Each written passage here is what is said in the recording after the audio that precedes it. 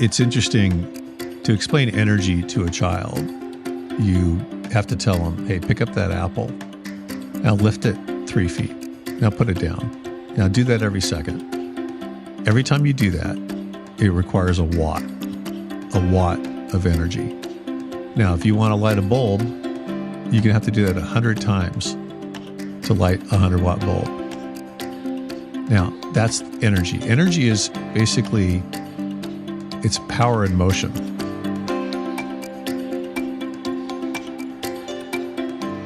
Everything we do is about energy. You know, the fact that there's a phone on your nightstand that wakes up in the morning fully charged, where did that come from? It came from burning a fossil fuel, wind blowing over a turbine, sun falling on a solar panel. You take it for granted. I think it comes down to this. If you're talking about energy and what energy means to us as human beings, it is the ability for us to spend our time doing the things we want to do instead of the things that we have to do. All the trees I do not have to chop up and store next to my house and then haul into my house and light to make a fire, to heat my home and cook my food so I can survive. Have you thought about what it means to have energy? Because I live in the developed world, all this stuff is at our fingertips. And that is not true for everyone on the planet. And so this race to get equity in terms of quality of life is a race for energy and access to energy. What we need for the future is good, clean energy, renewable, carbon-free, abundant electricity for everybody. On the show, we're going to explore what's involved in actually delivering good, clean energy. There's no simple solution. Every approach has its own costs. We're here to explore that. We're going to talk to scientists, analysts, big thinkers, innovators, and you. We're here to talk about how good, clean energy can change our planet. Welcome to Good Clean Energy. I'm your host, Jim McNeil.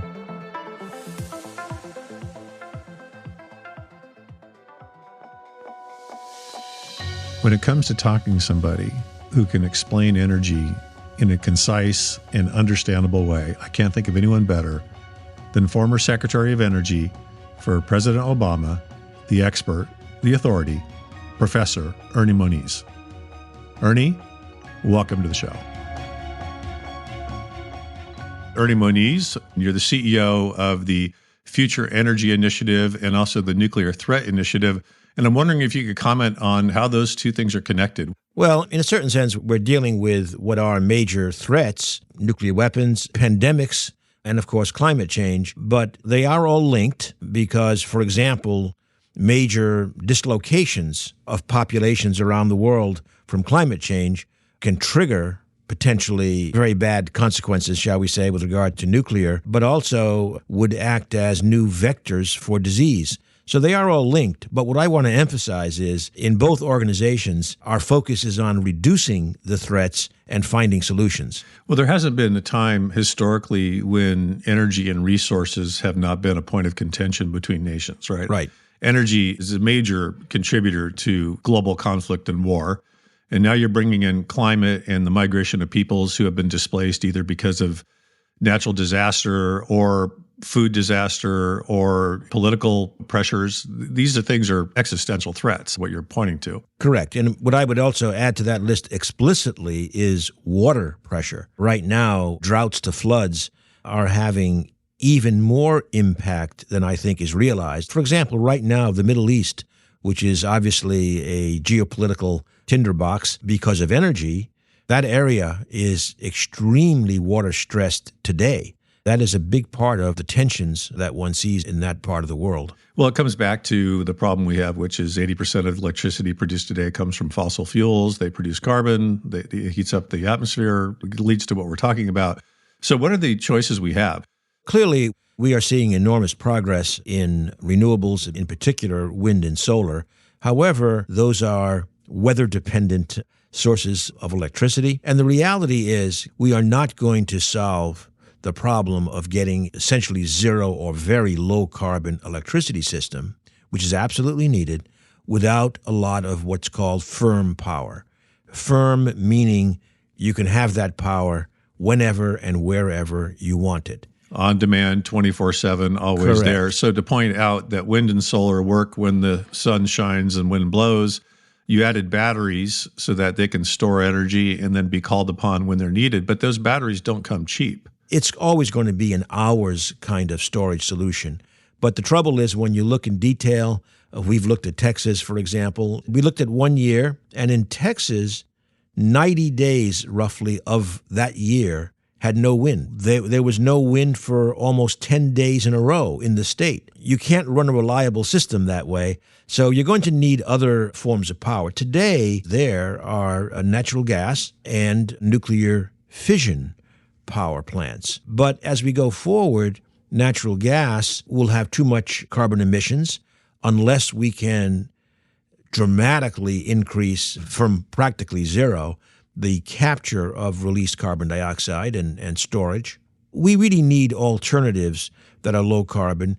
Now, nuclear power, as we see it today, could be expanded, but we will never solve the challenge of substantial nuclear waste, highly radioactive nuclear waste, because it is inherent to the nuclear fission process.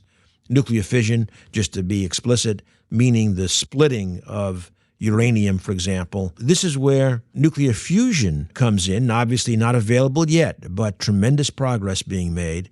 Nuclear fusion would be an example of a nuclear process. In this case, taking lighter, very light elements and fusing them together to produce energy without producing the major challenge of nuclear waste that one sees in fission. In addition, nuclear fusion has no threat whatsoever to the public in terms of safety concerns.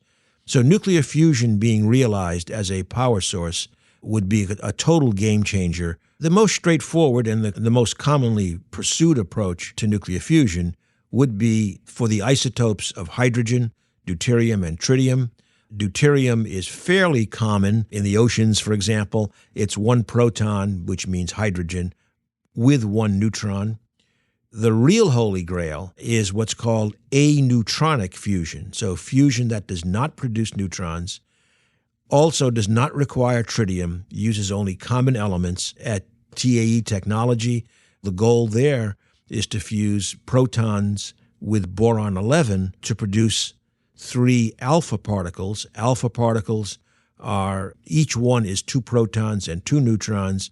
The advantage there is it's very easily managed, very easily engineered, and so this would be a real holy grail for fusion. The challenge, however, is one will need to reach plasma temperatures, the order of 10 times as much as deuterium-tritium. But one is trading off there a scientific challenge that we think is doable for a much, much easier and hopefully much less expensive device. So we're talking about 100 million degrees for DT, deuterium, tritium, and potentially 1 billion degrees C for proton boron. But the difference being that with proton boron, you're not worried about neutrons irradiating your first wall, starting a decay process. You don't have to use robots to manage your machine. You don't have to go into the decommissioning strategies that you have to do with nuclear fission plants. Is that also the case? Because I think when you're doing radioactive work, you need to think about the end game as well as the beginning of it, right? You don't have the problem of producing large amounts of tritium, because tritium itself is radioactive. When we talk about radioactive activation of materials, of walls that are confining the plasma, this is not to be confused with the very high-level radioactivity produced in the fission process. But going to proton boron 11 then means you also have a much simpler engineering problem. I think we have a very, very good chance of positively proving in this decade that the fusion process works, and then we'll have to engineer the power plant, so that'll be a few more years. But again, we're not talking about decades of difference. We're talking about probably less than a decade. It's looking very encouraging. If you look around the fusion landscape at privately funded companies, when one sees almost $5 billion of private capital invested in these companies, somebody thinks there's a pretty good shot at this turning out positively.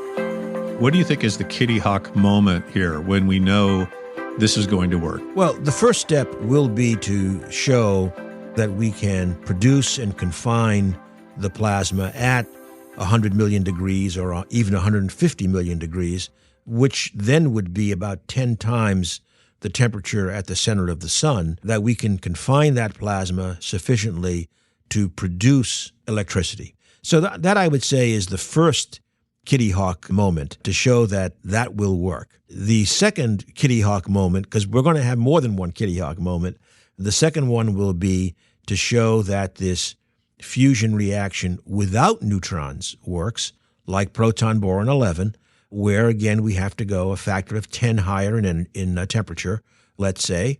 To show that works would be, I would call that the super Kitty Hawk moment. Going from there to a power plant is certainly doable, but we have to be able to do it in a way that convinces that can be done in a way that economically supports a reliable zero-carbon electricity system.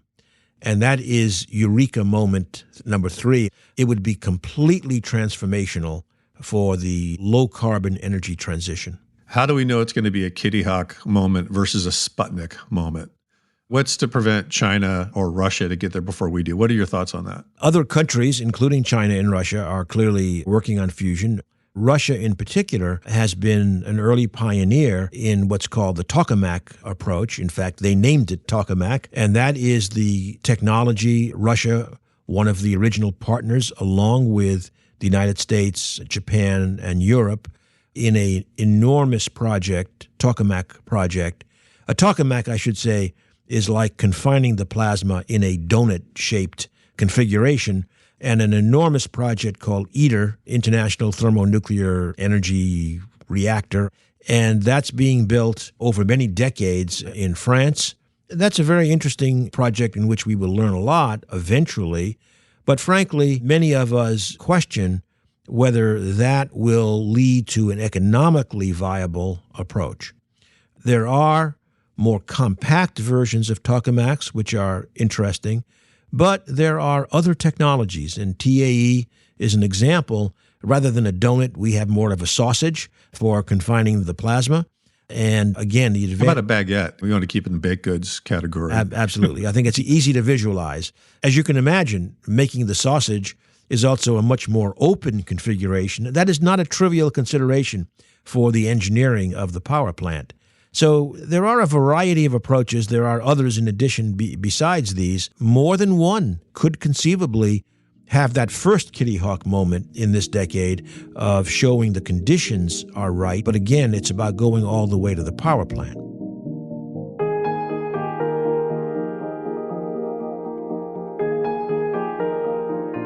As a Secretary of Energy, you had to think about this stuff all day long, not just non-nuclear proliferation, but also energy resources.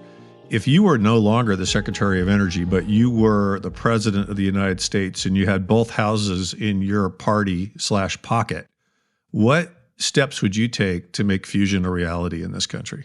Well, first of all, I should emphasize I am indeed no longer the Secretary of Energy. Exactly. I'm just not the President of the United States, that's all. I actually think the steps taken recently by the Biden administration are, in fact, very encouraging. Specifically, I'm referring to the idea that now the administration and the Department of Energy and the Office of Science and Technology Policy in the White House first convened a summit to bring together the privately funded fusion companies, which the government had not really been supporting, made it clear they want to support them. But I believe there is very strong bipartisan support in Congress for this direction. They've put an initial $50 million on the table, which, in my view, needs to be once again multiplied by the famous factor of 10 at least, maybe a bit more than that. The CEOs of several of the privately funded companies were there, including TAE, Michael Bindebauer, and with an accelerated goal in terms of producing electricity on the grid by 2035. I'm very encouraged by these steps. Of course, there's also regulatory issues as well. And I believe that if we talk about aneutronic fusion, Do you expect that we're going to have the same kind of NRC restrictions on that type of plant as we do on a fission plant? There's no reason to have the same kind of regulatory approach because there aren't the safety problems and there aren't the high-level radioactivity problems of today's nuclear plants. The NRC has not yet decided how to go forward. What we expect in the end will be some form of hybrid approach in which a new set of regulations will be drawn by the NRC. Clearly, as with any industrial enterprise, there are always worker safety issues to be addressed. There is this very low-level radioactive materials questions to deal with, and that will be, again, dramatically reduced. But we do expect that the NRC will have some form of licensing requirements, but it should be nothing like that for nuclear power plants. And frankly, there is an advantage to having the NRC set some national rules, because the last thing you want in any energy technology, frankly, is to have highly variable state rules. So we do want national guidelines, but there certainly is no need in fusion to have those as expensive and as stringent as those for today's nuclear power plants. And international guidelines would be even better. We've never quite managed that in any energy arena, but we do have some harmonization, some standards that are set.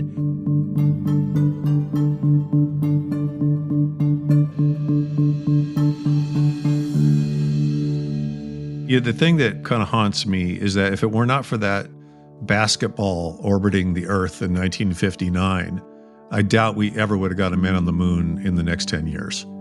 The $25 billion we spent in the 60s, the 400,000 people we put to work, all of this was because of a substantial threat from Russia. It was a Cold War event. We mobilized a nation under this aspirational journey to go to the moon.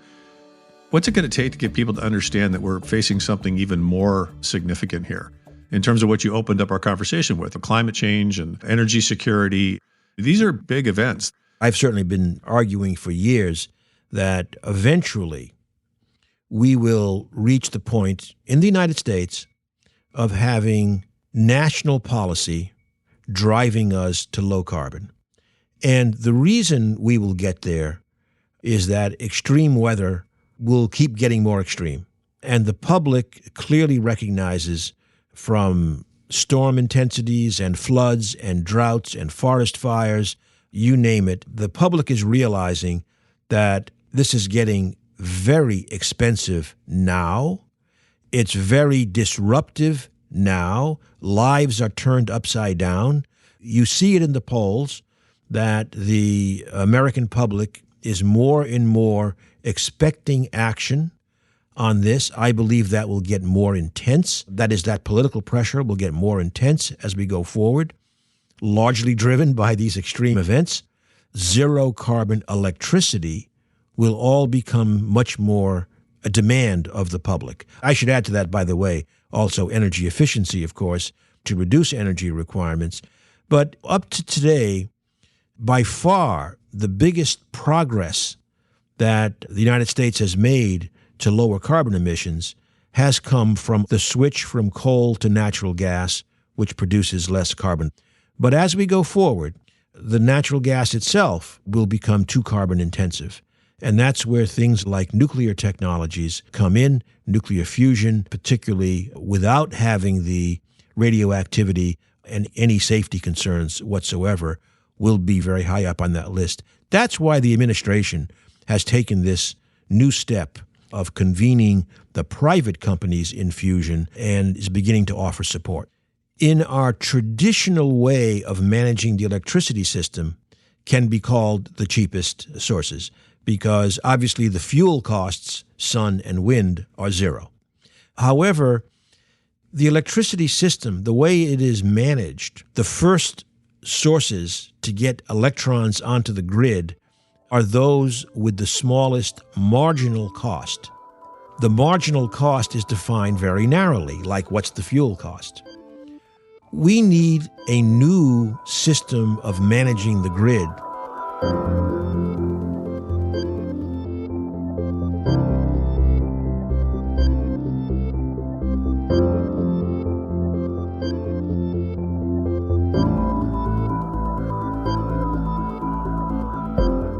going to be huge rare earth needs.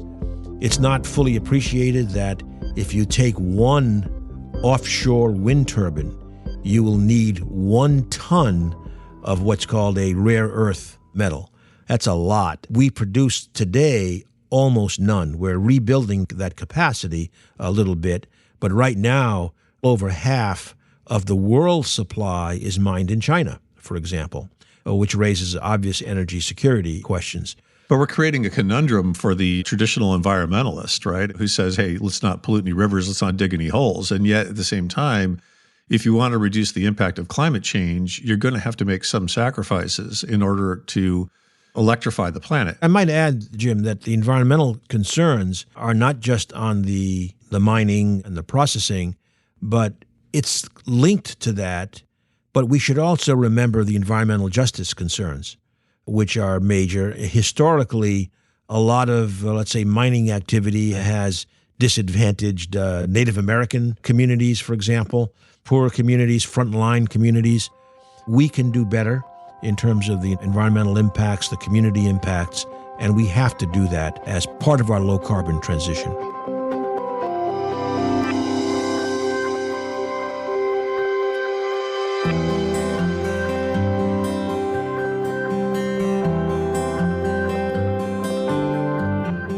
It always comes back to energy.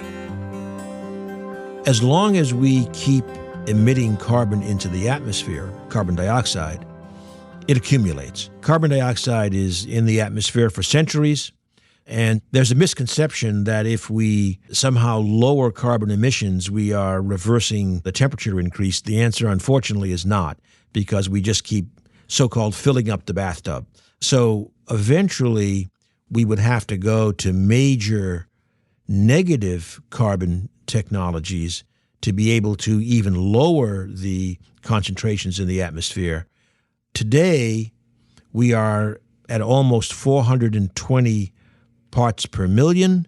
That's to be compared with the pre-industrial level of about 275 parts per million. It's still going up. In fact, frankly, these last years, despite COVID, we've continued to see substantial increases, a lot of it driven by the emerging economies of the world, because it is a global problem, CO2 in the atmosphere. So unfortunately, even with success in, let's say, getting to net zero greenhouse gas emissions, we will still have a substantial residual in the atmosphere, which will continue to drive things like the extreme weather that we described earlier. So we're going to need a breakthrough in carbon drawdown and sequestration, and that's going to require a tremendous amount of power, and that power needs to be carbon-free. So that, again, loops back to fusion, playing a major role in trying to fix the world for the future. But we don't really know what the most efficient carbon drawdown and sequestration solutions are. They're still under development, right? There are, in terms of carbon drawdown, carbon dioxide removal solutions. For example, there is a significant push, several pilot projects globally, in terms of directly, essentially sucking the carbon dioxide out of the air and then putting it underground. That is very energy intensive. The goal, as the International Energy Agency has put it forward, is around 10 gigatons, 10 billion tons per year.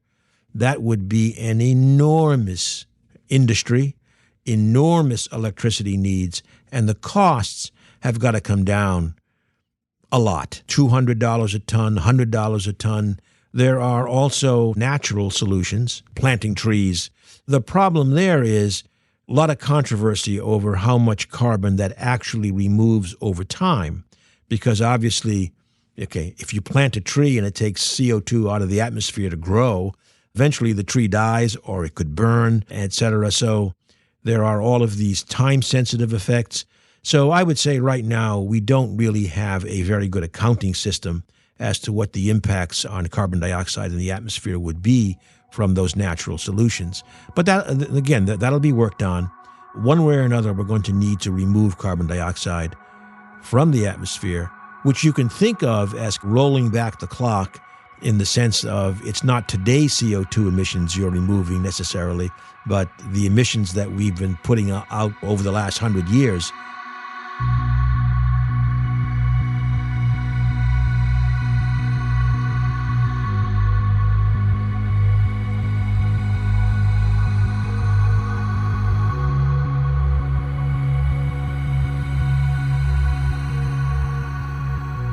I think it's important to think about energy equity and the fact that the developed world, whether it be the United States or Europe, are huge consumers of electricity. So what happens when this developed world tries to get to power parity with the rest of the planet? In terms of energy use, the United States is around 12 or 13,000 kilowatt hours per year per person. And you have many of the least developed countries where you're talking about maybe 100 or a couple of hundred. And in those societies, not only are they cutting down forests in some cases and burning dung, all of that, but often that is very directly connected to the lack of upward opportunity for women, because they spend all their time collecting materials for providing minimal energy services to cook, to heat. We should never forget that it's not just these dry numbers of how many kilowatt hours, it's also women's empowerment in these societies. The question is, how are we going to, let's say, ideally lift the entire world up into that 4,000 range without emitting huge amounts of greenhouse gases? To give an idea as to what that challenge is, today in the industrialized world, we're talking about 10 to more than 20 tons of carbon dioxide into the atmosphere each year per person. To reach a place where the world population is not dumping enormous amounts of CO2 and warming quickly the world, we need to get down to, let's say, a ton per person on average. Right now, some of those least developed countries are actually emitting less than a ton per person per year, but that's because they're in poverty. We need to lift them out of poverty without breaking the bank on CO2 and by having the industrialized world dramatically lower our CO2 emissions per capita. So that's where we need dramatic decarbonization in the countries that are already using a lot of energy, and we need to provide a lot of energy carbon-free to those places that don't have it today.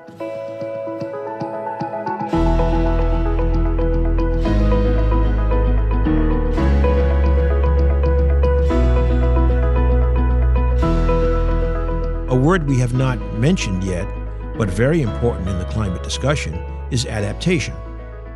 In the industrialized world, we can afford to spend a lot on adaptation to protect us from the impacts of climate change. One of the most straightforward adaptation approaches is air conditioning. In these poor societies, they can't afford adaptation. One of my colleagues at MIT years ago, an economist, did some controlled analysis in looking at heat mortality implications from increasingly hot weather in the United States and in India. Not surprising, in the United States, there was almost no increase in mortality because we adapt. More air conditioning. In India, the lack of air conditioning combined with extraordinarily high temperatures on an increasing number of days, dramatically increasing mortality. These have real effects on real people. And if you look at what happened this last summer with our friends in the UK getting to 40 degrees C or 140 degrees Fahrenheit for days at a time, and even at 8 and 9 p.m., and they don't have homes that are air conditioned. They just traditionally haven't had it. And so Europe has the money to adapt. So they're going to be installing AC all over the UK and Europe in the months to come. And that's going to increase their energy requirements. And now they're also at a crisis because they can't get a hold of the energy they need. And so I guess energy security comes into this whole conversation. It's a complex mess of stuff. You really have to scratch to find any silver linings in the Ukraine situation. I would say one is that, unfortunately, it has put a sharp focus on energy security. German situation is a classic in which they chose to have I would say, bad hygiene in their energy supply chain by being way overly dependent on one source, which was Russia for natural gas, and going off of a carbon-free source like nuclear. The slight silver lining is that many more people now understand that climate, energy security, geopolitics, social equity cannot be put into their own silos. They really have to be one conversation.